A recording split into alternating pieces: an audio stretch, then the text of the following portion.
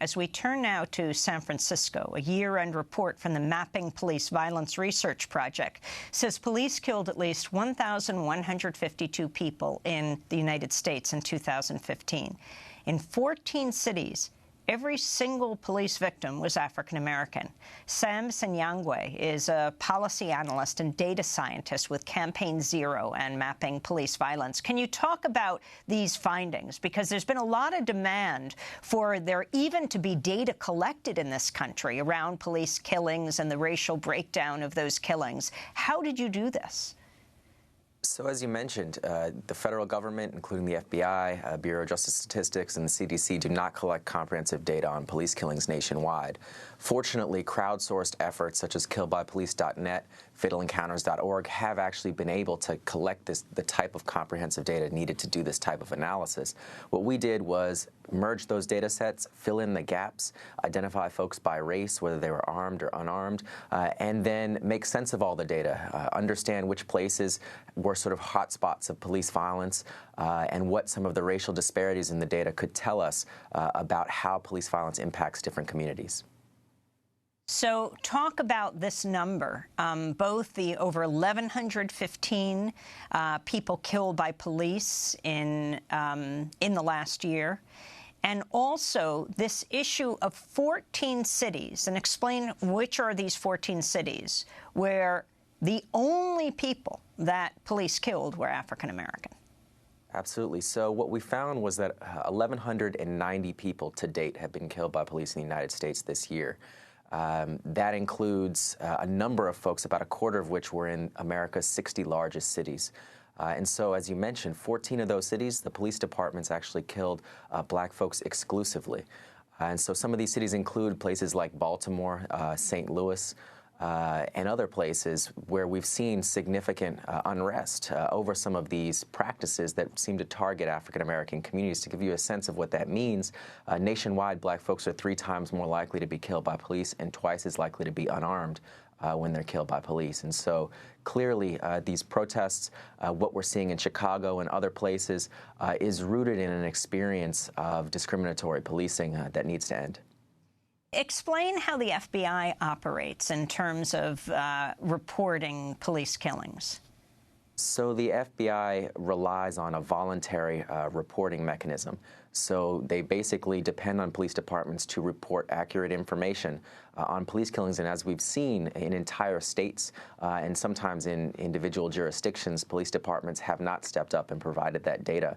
And so actually the best data on police killings nationwide comes from local media reports. So when somebody's killed by police, usually, actually almost all the time, it is mentioned in the media.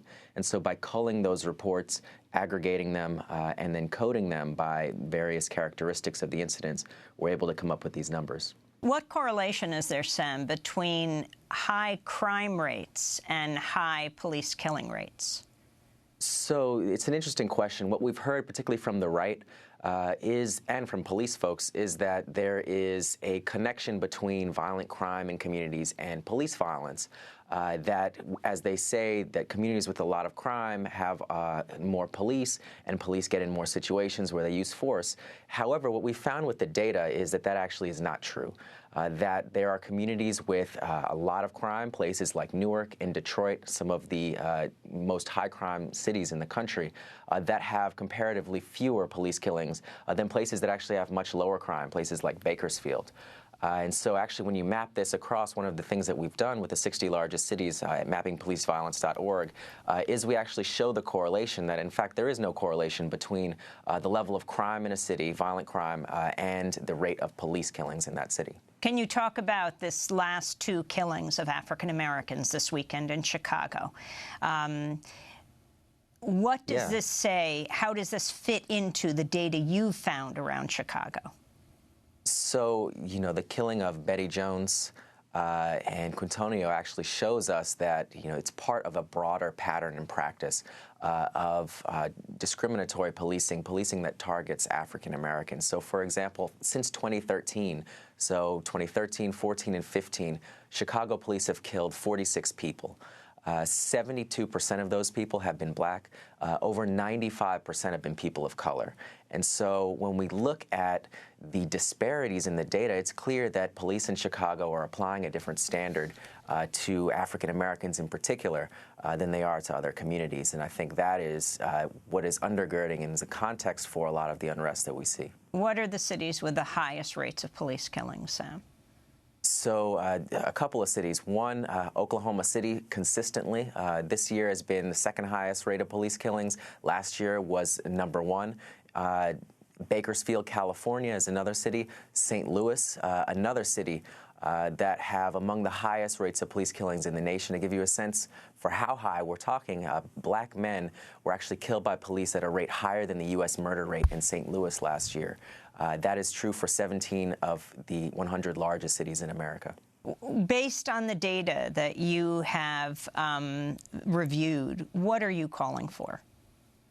So really, we're calling for transformation in the way that policing operates in this country.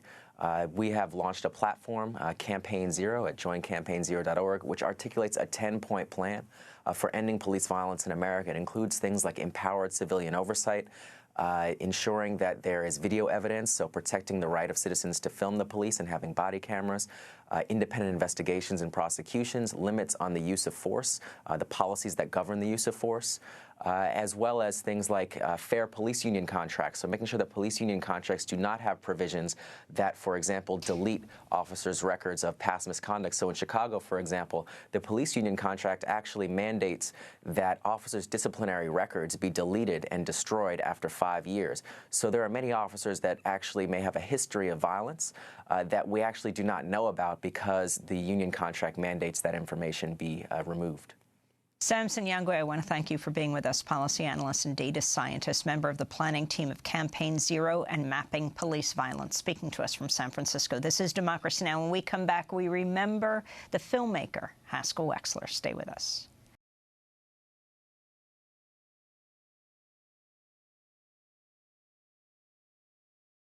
Hi, I'm Amy Goodman. I want to thank you for tuning in to Democracy Now! We are so grateful to our fans and followers for being a part of the daily conversation.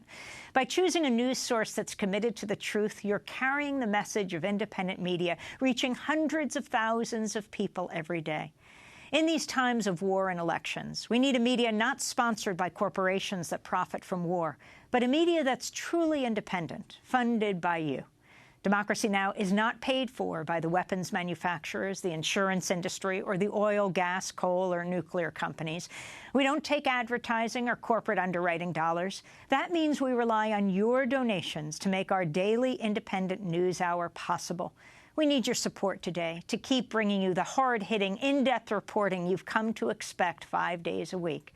Visit democracynow.org, or you can call 888-999-3877. That's 888-999-3877 to make your holiday gift to Democracy Now! Today. Thanks so much for sharing Democracy Now! Stories all year long.